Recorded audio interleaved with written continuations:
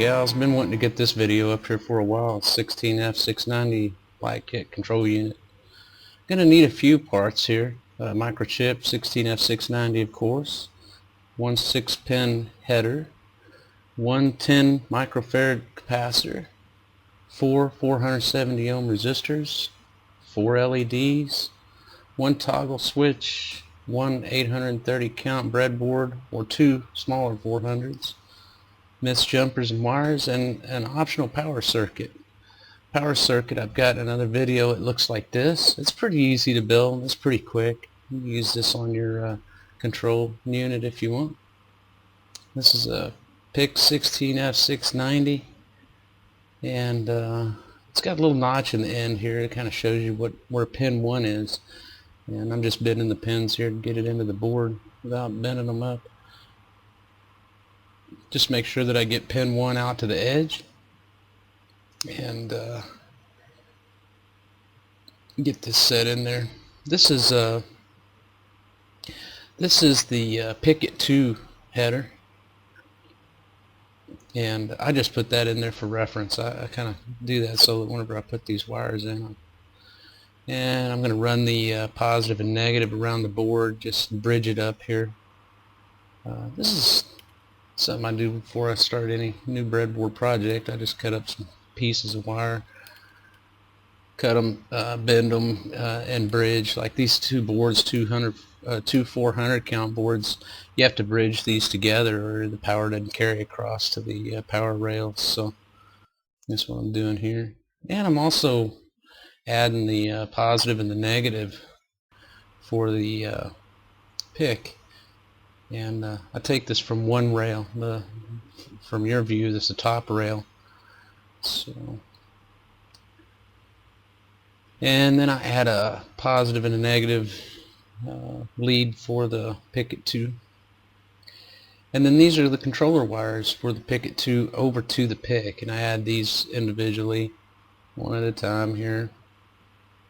I don't document all this because it takes a little while.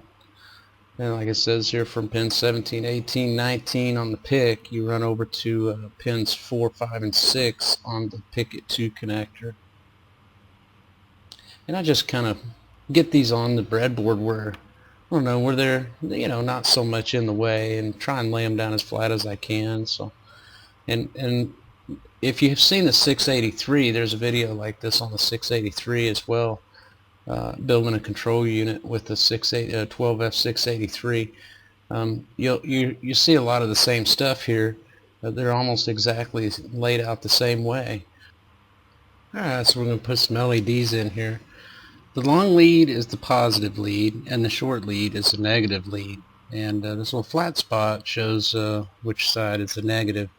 And the reason I point that out is because I have a tendency to cut these off, so that flat spot always helps me out.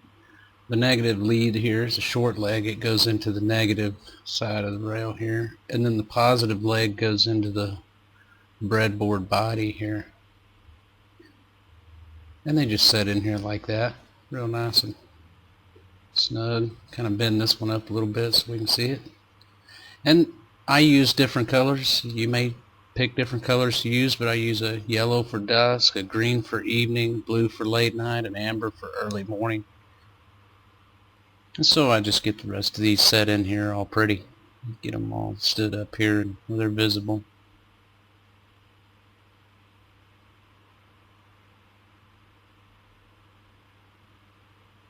Add in the resistors here. One resistor for each LED. And I use the 470 ohm. You know, on these blue LEDs, they illuminate pretty bright. I may wind up changing these resistors, like for the blue or whatever. Increase it a little bit, maybe to 1K or something. And then here I'm going to run jumpers over to these LEDs, so as the PIC sends out the signal to like kick into a dusk mode, then it's going to light the dusk LED. So the signal goes through the screen wire, through the resistor, and into the LED. So I'm just doing this for each one of the pins here. 17, 18, 19. And I think pin 3 maybe of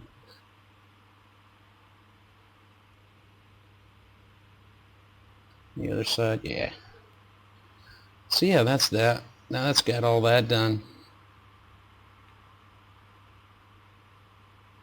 Now I'm putting in and I put this switch in on all these that I use to control with a PicKit 2. I put a switch in here for the M clear line, and you don't have to do this really. I mean, you can use a jumper on this as well. You just have to disconnect and reconnect that jumper whenever you're programming, and you know, have it disconnected when you got it in run mode. So switch goes in pretty easy. Goes from pin 4 of the PIC over to pin 1. Now what I'm doing is I'm putting in, and you know, this is kind of stuff that's like left up to you. Now I'm putting in leads from the other side of these resistors here to create a plug. Or you can actually take these leads just like this and use them to plug into your light kit. Like if you have a house with a 12F683 in it, the only addition here is the black wire, the ground. So this would be a full boat right here, 5 wires, everything that you need to plug in here. And this is the capacitor. This, you don't need it if you've got the power unit on here, if you've already put the 5-volt power unit on there. Otherwise you'll want to put this in there to help clean up your voltage there.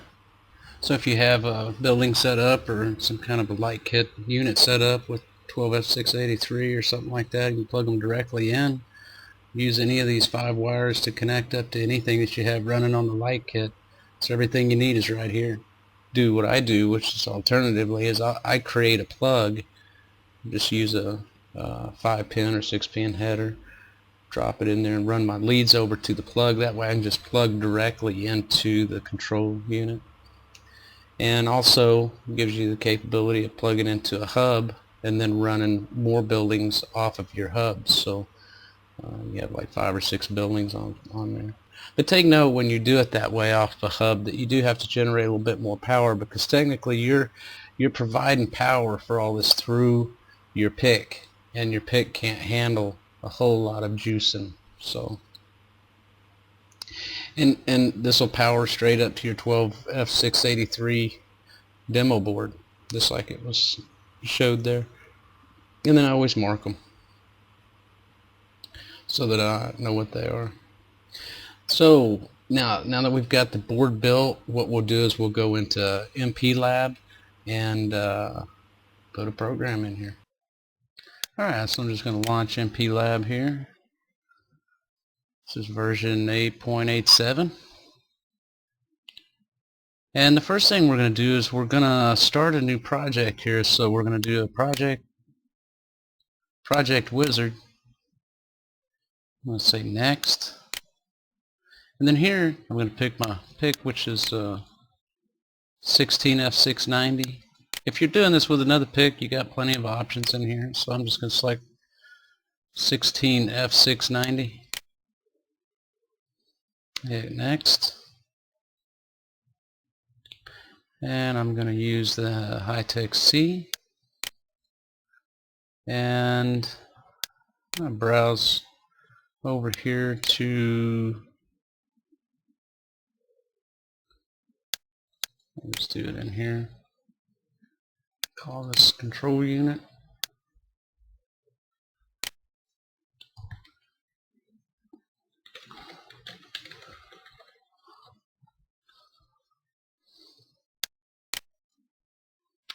Yeah, I got that. I'm not going to add any files, so I'm just going to keep moving through here.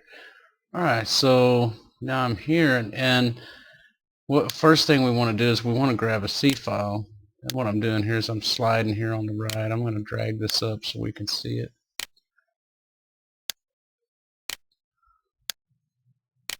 Yeah, it's a little big. Probably should have done this before I started this, but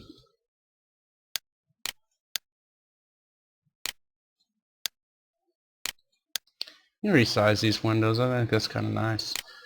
Alright, so we've created a new project, and now what we want to do is we want to create a C file, and we do that by going up here and saying right click, and then add new file. And then we're going to call this, what did I call this? Let's see, 690 control tutorial. And then it's .c. And you can name this anything you want, just as long as you get the C file put in here. This will go pretty quick because I've actually already got this program written here. So what I'm going to do is I'm going to copy and paste it in here and then walk you through it so you'll understand how to make some changes. This is really a small program.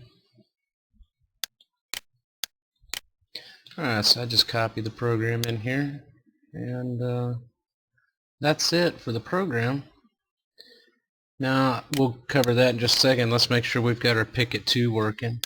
I'm gonna Control S and save that. And then the next thing you want to do is you want to go to Programmer, select Programmer. Now I use the PicKit 2, so I have the PicKit 2 selected here. You may have to select that. So I'll select PicKit 2, and then I have the PicKit 2 over here. And I'm gonna see if yeah. Now if the button's down, just real quick on this button again, I hate to keep reviewing this, but if the button's down, you can program it. If the button's up, you'll see this error. That's what that error looks like. So when you program, you just make sure your button's down or that your M clear is covered over pin 4 of your pin 4 of your PIC is going to pin 1 of your PicKit 2. So you just need to make sure that that's connected. If it's not, you'll get this error. Alright, so we're connected there. Now if I click reestablish, I should see lights flash and everything's okay. Alright, now in this program I've got several different things here to cover, but the thing you want to do is make sure right now that you're able to communicate with your PicKit 2 by clicking here, doing your reestablish. Make sure you're seeing found PicKit, and you might try clearing, erasing your PIC, and make sure that goes through okay. And you can verify same way. And all the controls that you need for your PicKit 2 are right here. So anything you need to do as far as programming it, you'll see other software versions of things where you have to save this out, move the hex, and do this. You can do everything you need to do from right here, and this is what I like about Hi-Tech C. Not having to bounce around different programs. Look at this little 16. Alright, so what I'm going to do here is I'm just going to open this up a little bit and give you an opportunity to maybe scan through this, maybe type this in now. If you want to pause, you're welcome to do that. I'll just give you the seconds to do screenshots or something here.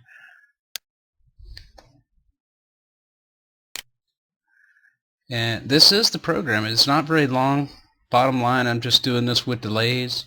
It's just set on a time delay. Now in the future though, and I'm working on this circuit now and should have something up on it soon, using LDRs, light dependent resistors, so that it can determine what time of day it is and actually change up some of this functionality based on the feedback from the LDRs. And my thinking is using 2 of them so that it can detect dusk, it can detect, you know, whenever it's really dark for late night and that kind of thing. So it'll have 2 different modes and probably have another switch on it to be able to say, okay, put me in LDR mode or put me in regular timed mode. So this would be like a timed mode. So I hope you're able to see all that. Okay, so just real quick, I just kind of go over some of this stuff with you here so that you can at least play with it. if you're able to send this to your PIC through your board, then you can start playing with some of this. Now, starting off, you'll want to, just to be able to see your lights flash and make sure everything on your board is working, you'll want to come down here to this delay. And this is the easiest way to speed this thing up, just to be able to get something going where you're able to see it. What I'm going to do is I'm going to change this to 500. Okay, and then I'm going to hit Control S. I'm going to rebuild this entire project because I just saved it back. So, and we have a build successful. Alright, and so now that I know that my build's okay, I'll rearrange these windows here.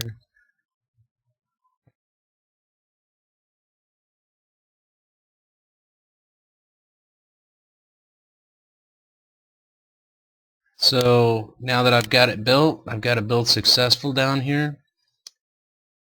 I'm going to go ahead and hit that again just to make sure we're in good shape. And I've got a build successful.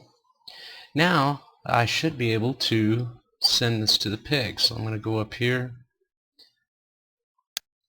click send to the PIC, and here we go. So as you see the lights coming on here, this is sped up really fast, right, because we modified that delay. So what we're seeing is the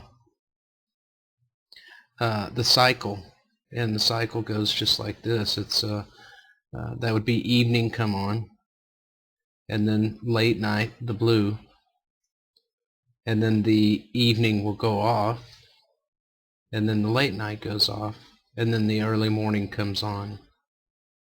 And it'll just continue cycling like this because this is the way we have it set up. Now in your program, you can change this if you want to set that delay a little longer, a little shorter. If you want to change how they come on, like if you don't like running the evening and the late night together, then you would just modify some of the text in here. Like you can see where I'm lighting 1 or RA2 here, RA1, then I delay. But just playing with, let me zoom in on this a little bit here, just playing with the turn on and offs of these RAs. Those are actually LEDs. RA0 is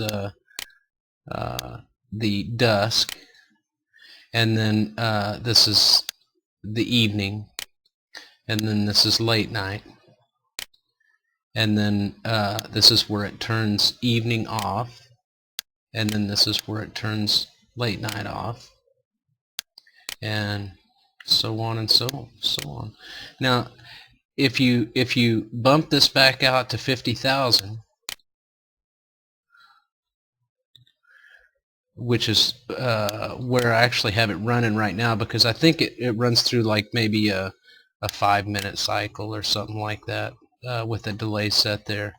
Then I have like default numbers here for in it on time, all on time, late night on time. So you once you get your delay set, then you can modify these to bring like times down, or to kind of tailor it to exactly the times that you want. And again, it's like everything that's happening is happening inside this for next loop, which is here. I mean, this is really the business. So if you just took all these delays out of here and just had your RA0s, RA2s, and 4s, and then it would just keep them on all the time, you know. You know, if you don't have these zeros in there to turn them off, then that's exactly what will happen. So that's really about it. Let me save this back. I'm gonna rebuild this again with my. Let's do this just for fun. We'll set this to 50. I'm gonna save it, and then I'll compile it again, and then I'll send it to the PIC, and this should go pretty fast. See, looks like Christmas lights almost. Try setting that to 1, and set that delay to 1. It's pretty cool. So this is a control unit working in action here, lighting my model buildings for my railroad. It's kind of sped up a little bit here. So that control unit sends the signal out to this building, lets it know what time it is, and it lights lights based on the time of day. There's another video out on my channel too that kind of shows this overall thing. It's kind of cool. But that's it, guys. I hope that's enough to get you started. If you have any questions, get a hold of me. Let me know. You guys take care. Hope you enjoyed this.